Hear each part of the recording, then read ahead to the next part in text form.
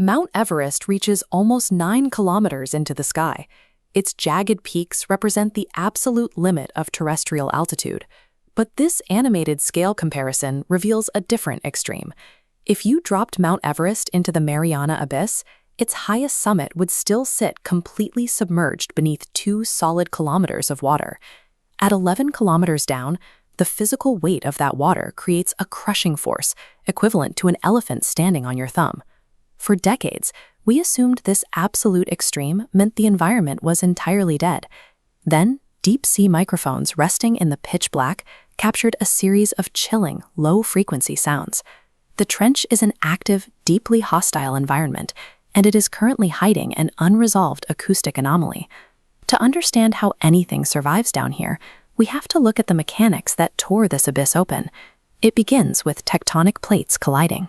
This cross-section illustrates the heavy Pacific plate meeting the Mariana plate and being forced downward into the mantle. This immense tension tears open a massive vertical seabed canyon, widening as shifting rock and debris fall into the void.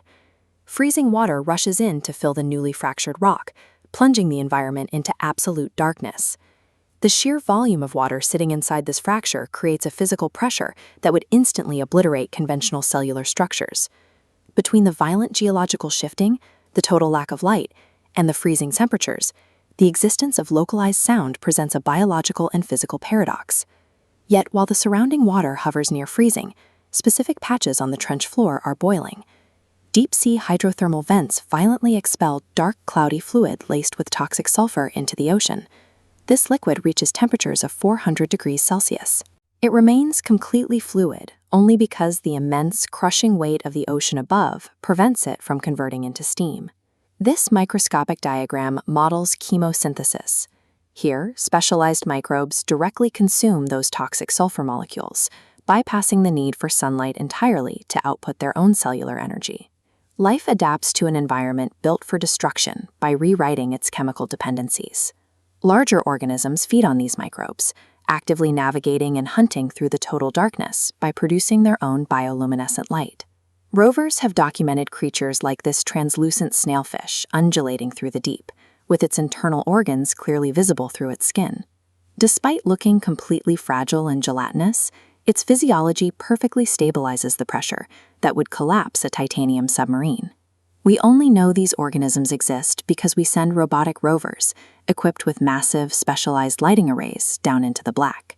The trench floor hosts a thriving alien ecosystem, operating independently of the surface world, which brings us back to the recordings. If the biology down here is silent or operates at standard frequencies, it cannot explain the anomalies picked up by the microphones. This digital waveform visualizes the recording, capturing a highly specific, rhythmic, metallic frequency spiking on the trench floor. Compared against known sound signatures of biological events like whale calls or geological events like earthquakes, there is zero structural overlap. Despite advanced acoustic modeling and continuous rover expeditions, the global scientific community has no working consensus on what is making these sounds. These recordings prove that active, unmapped forces operate in the planet's most inaccessible region. We possess comprehensive maps of outer space, yet we operate in severe ignorance regarding the depths of our own oceans. We have mapped the heavily cratered, barren landscape of the lunar surface in exhausting detail, but the deepest regions of the Pacific remain an active frontier, just as hostile and uncharted. So what scares you more, the physical reality of the ocean's crushing pressure, or the unidentified metallic sounds echoing from the abyss? Leave your thoughts in the comments below, like this video, and subscribe to join us on the next dive. Stay curious.